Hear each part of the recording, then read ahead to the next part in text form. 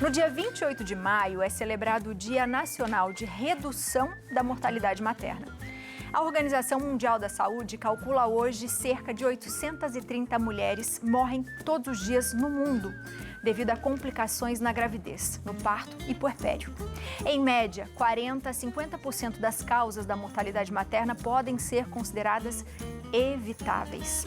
Para nos ajudar a entender melhor sobre esse assunto, a gente conversa com o ginecologista, Dr. Fabiano Serra. Doutor, seja muito bem-vindo à nossa casa. Obrigado, Abi. Sempre um prazer estar aqui com vocês. Prazer é todo nosso. E que tema importante, né, doutor? Super importante. A gente tem que reforçar bastante, né? Que esse mês seja de reflexão, mas que ele não seja só durante esse mês, para que a gente possa levar esse conhecimento e essa informação durante todo o ano. Com certeza. Doutor, como que a gente consegue dizer que existe uma mortalidade materna? Tá, a morte materna, Abi, é toda vez que a gente tem um óbito de uma mulher que esteja grávida, seja independentemente da localização da gravidez, então se a gravidez está na tuba ou na trompa, se ela está dentro do útero, ou se ela já teve bebê até 42 dias pós-parto. Algumas situações a gente pode prolongar até essa fase um pouquinho mais para frente, mas em geral, durante a gravidez e o pós-parto até 42 dias. Nesse período a gente chama isso de morte materna. E a gente calcula pelo número de nascidos vivos. Então a gente faz essa divisão e multiplica por 100 mil. E a gente acha essa taxa de cada região ou de cada local que a gente deseja descobrir. Existem regiões, doutor, que existem mais essas mortes maternas? Sem dúvida. Isso é impressionante, Abi, porque não é só a região. Às vezes na mesma cidade a gente tem diferenças de mortalidade materna. E às vezes simplesmente porque uma população tem acesso a uma qualidade de assistência melhor e uma outra população não tem. Ou alguma população vive mais distante, não tem acesso aos serviços de saúde, ou tem serviços de saúde inadequados, sem estrutura. Enfim, infelizmente essa é uma realidade não só do Brasil, como de vários países do mundo e que a gente tem que lutar, porque as pessoas têm que ter mais igualdade e equidade na assistência médica também. Com certeza. Existem os principais motivos para que isso aconteça, doutor? Existem sim, Abi. Se a gente for pegar o caso do Brasil, a primeira causa de morte materna no Brasil são as síndromes hipertensivas, que são aquelas mulheres que fazem pré-eclâmpsia, que têm eclâmpsia, síndrome HELP. Essa é a primeira causa no Brasil. Em segundo lugar, vem as hemorragias. Todo mundo aí de casa sabe muito mais da hemorragia, ouve-se falar mais sobre hemorragia. Quando a novela faz um caso de morte materna, em geral está associado à hemorragia, né? Então a gente acaba vendo isso mais na prática. Mas é a segunda causa no Brasil e a primeira do mundo. Então no mundo, a hemorragia realmente é a primeira causa. E em terceiro lugar, no Brasil, vem as infecções. É claro que eu estou tirando pandemia de Covid. Eu estou falando de um cenário natural sem pandemia, porque a pandemia fez com que esses números subissem muitíssimo, mais do que dobrassem, né? Chegassem praticamente ao dobro, na verdade. Então, muito devido a essa pandemia que a gente teve, viveu, e essas mulheres eram mais susceptíveis, que a gente viu que não só na gestação, mas como no puerpério, que é aquelas mulheres que estão nos primeiros 42 dias pós-parto. E, doutor, existem algumas doenças que também podem provocar isso de uma forma mais comum, por exemplo? Diabetes, e aí a mulher naquele período do parto, ela teve um descontrole, e isso pode acontecer também ou não, doutor? Pode. É até interessante isso, Abi, porque a gente divide a morte materna em causas diretas e causas indiretas. As causas diretas são aquelas que têm a ver com a gravidez em si. As causas indiretas são aquelas que têm relação com, às vezes, uma doença prévia que a mulher tem, que quando vem a gravidez, existe uma alteração fisiológica, que seria uma alteração natural da gravidez, e que pode prejudicar ainda mais essa doença. Então, na verdade, a mulher começa num estado normal, que ela tinha uma doença prévia, mas a gestação piora essa doença. E ao piorar essa doença, essa mulher pode morrer dessa doença. E aí, é uma morte materna indireta. As diretas são aquelas relacionadas ao parto, relacionadas realmente à gestação em si. E a idade, doutor, também? Por exemplo, as meninas mais novinhas, elas correm mais esse risco ou não, doutor? Correm. Isso é um grande problema, né, Abi? Porque as meninas novas, além delas correrem mais risco, a gente tem um alto percentual de negligência em relação à gestação. Essas meninas não queriam engravidar. Elas engravidaram e muitas vezes elas escondem dos pais, elas não falam para a família que estão grávidas e elas conseguem esconder a barriga. Às vezes eu já tive casos em época de plantão, etc., que a gente via essas meninas chegarem no pronto-socorro sem nunca ter falado pra ninguém, elas estavam em trabalho de parto. Ou seja, não fizeram assistência pré-natal, não tiveram os cuidados adequados durante a gestação, não fizeram as investigações que eram necessárias, então elas correram um alto risco de desenvolver alguma coisa aí durante a gestação e até durante o parto, porque às vezes elas chegavam já num estado bastante grave. Então essas meninas não podem ser negligenciadas de forma nenhuma. Antes da gente falar dessa forma de evitar, né? Porque assusta quando a gente vê esse número. Assusta. Saber que a gente está em pleno século XXI e que isso ainda acontece, né? A gente fala de redução, mas essa redução foi pouca perto de tudo que a gente já viveu de tecnologia, né, doutor? A gente tem agora um depoimento, um vídeo da coordenadora do Observatório Obstétrico Brasileiro e professora da Faculdade de Medicina da USP, Rosana Francisco. E ela traz alguns dados para a gente falar um pouquinho mais sobre a redução da mortalidade materna. A mortalidade materna no Brasil, ela tem sido um problema muito grande que se agravou com a Covid-19. Nós temos uma meta de chegar no ano de 2030 com uma razão de morte materna inferior a 30 para cada 100 mil nascidos vivos. Infelizmente, no ano de 2021, nós podemos observar que a nossa razão de morte materna, claro que muito influenciada pela Covid-19, chegou a valores de 113 para cada 100 mil nascidos vivos. O que eu tenho para dizer para vocês é que sim, é possível reduzir a morte materna, é possível chegarmos a uma razão de morte materna inferior a 30 para cada 100 mil nascidos vivos, mas para isso nós precisamos de envolvimento de toda a sociedade, de todas as pessoas e vontade política. É importante, neste mês, que nós possamos dedicar tempo, cuidado e muita vontade para realmente cuidar melhor da saúde das mulheres. E é um trabalho em conjunto, né, doutor?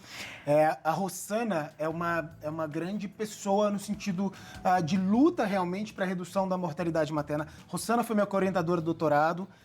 A Agatha Rodrigues também mandou um vídeo para cá, mas não deu tempo de editar para aparecer hoje. Então, um beijo para as duas, que são pessoas super especiais aí nessa coordenação da assistência mesmo, que elas fazem muita diferença no Brasil. O Observatório Obstétrico, para quem não sabe, é um portal onde qualquer pessoa, inclusive leigos, podem entrar. E aí tem um dashboard que, se você faz as escolhas, você consegue ver as taxas de mortalidade. Você, na sua cidade, que trabalha na prefeitura, na Secretaria Municipal de Saúde, você consegue acessar todos esses dados.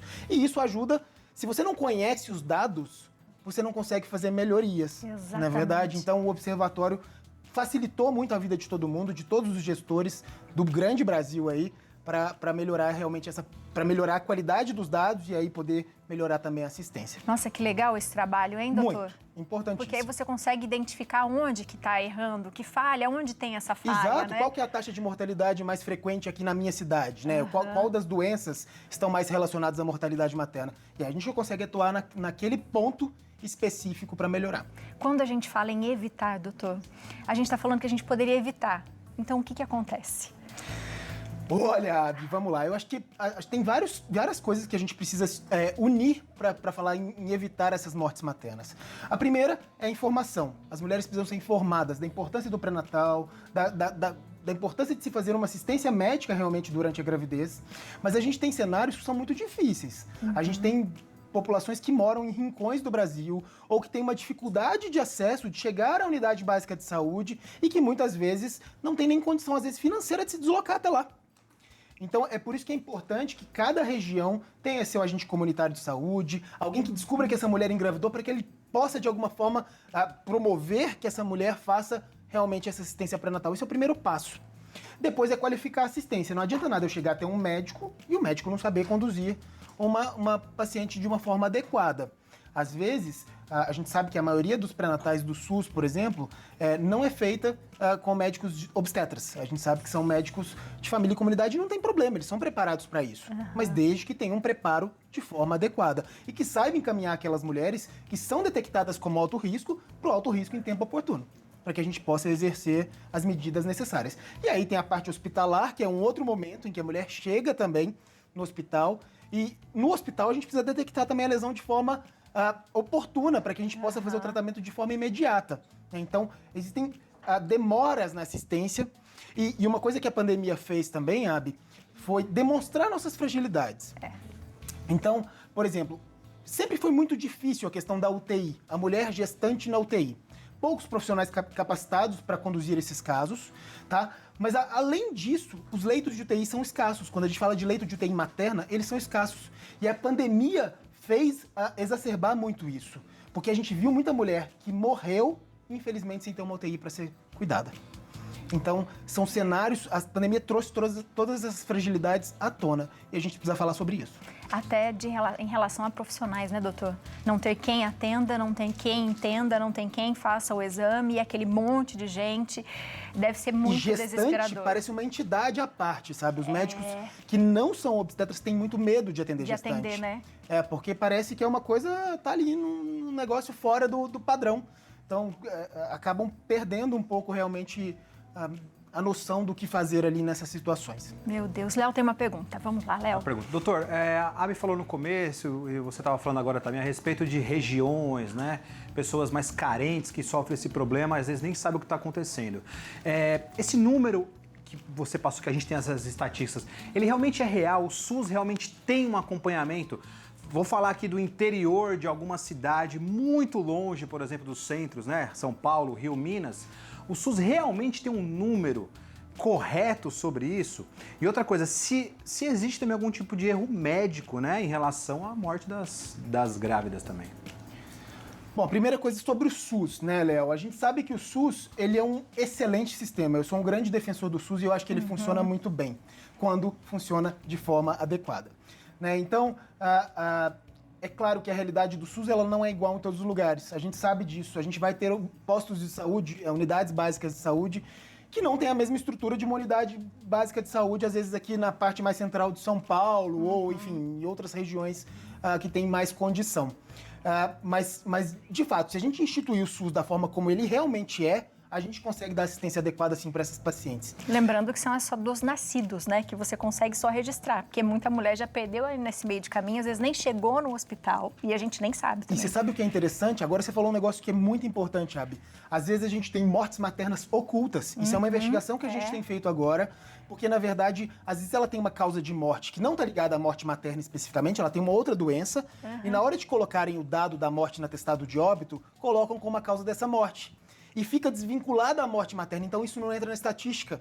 Então nós estamos tentando descobrir também agora esses casos que passaram despercebidos ali e entraram numa mortalidade geral que não a materna. Então também nós estamos investigando isso. Sobre a pergunta do Léo também, sobre a questão do erro médico, eu não diria que é erro médico, Léo. Eu acho que existe sim um despreparo, né, de algumas equipes e de algumas situações, mas eu não acredito que seja só problema do médico. Eu acho que tem toda uma estrutura do sistema de saúde que precisa ser melhorada.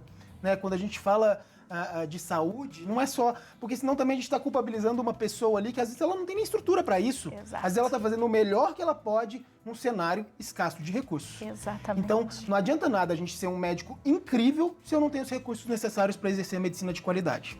E Infelizmente. aí é pesar demais, né? É pesar demais. Num profissional, numa pessoa, sendo que tem muito mais pra gente fazer. Eu acho que é legal a gente falar sempre sobre isso, né, doutor? Pra gente mostrar exatamente as fragilidades.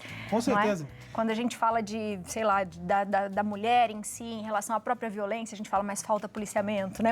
E aqui a gente também fala falta estrutura, falta estudo, falta acesso a uma boa universidade, para que as pessoas consigam cursar uma boa universidade, né? Eu acho que falta valorização do profissional, então é muito maior do que a gente imagina, mas a gente não pode se alienar a isso. Não pode. Quando a gente fala de morte materna, a gente está falando de mulheres mães de família. E às vezes quando morre uma dessas mulheres, tem vários filhos ali por trás. E não só o daquela gestação em si, mas tem uma família que perde uma pessoa muito importante. Então a gente tem que lembrar da morte materna como se a gente estivesse perdendo nossas mães, nossas mulheres e pessoas tão importantes para a nossa sociedade. Doutor, para dar um conselho final para todo mundo, mamãe descobriu que está grávida, fazer um acompanhamento, o máximo que Pré-natal, puder. descobriu a gravidez, é início de pré-natal. Tem coisas simples que se a gente prevenir, a gente consegue melhorar o nosso prognóstico, o nosso futuro aí e diminuir as chances de morte materna. Por exemplo, se você tem anemia no pré-natal, você sabia que isso pode aumentar a sua probabilidade de ter uma hemorragia no pós-parto ali? Se você tem uma hemorragia, você tem chance de morrer. E olha que coisa simples que a gente consegue fazer. Se a gente controla essa anemia, a gente previne que você tenha hemorragia. Tem outras coisas simples. Por exemplo, no pós-parto, a gente aplica uma injeção de ocitocina intramuscular, que é para prevenir o sangramento. São coisas tão simples, mas tão simples que a gente consegue evitar mortes maternas, que você que está aí em casa nos assistindo, por favor, faça o pré-natal. E se você está achando que está sendo mal assistida, procure gestores, procure outras pessoas que possam te auxiliar nesse meio aí, tanto na UBS, se você acha que tem uma doença, alguma coisa que precisa ir para alto risco, discuta isso de forma adequada mesmo, porque você também tem que ser protagonista da sua história, tem que também cuidar da sua saúde de uma forma adequada. Você tem direito à vida, É né? isso. Então, cuide de você. Doutor, muito obrigada por essa pauta tão boa, viu? Eu que agradeço. Espero que todo mundo se conscientize e os nossos gestores também colaborem. A gente precisa da atuação de todo mundo. De todo mundo, minha gente. Você de casa, aproveita para seguir o doutor na internet, @Dr. Fabiano Serra é o Instagram, YouTube Dr. Fabiano Elisei Serra e o site drfabianoserra.com.br. Um beijo grande, beijo pra mamãe. Obrigado, Ali, obrigado. Você de casa, fica ligadinho aí e se tiver dúvida, manda pergunta que o doutor sempre responde. É legal a gente discutir sobre esses assuntos, né, Léo? Pra gente ver que é tudo muito mais amplo e quanto mais conhecimento a gente tem, mais a gente consegue solucionar os nossos problemas. Exatamente.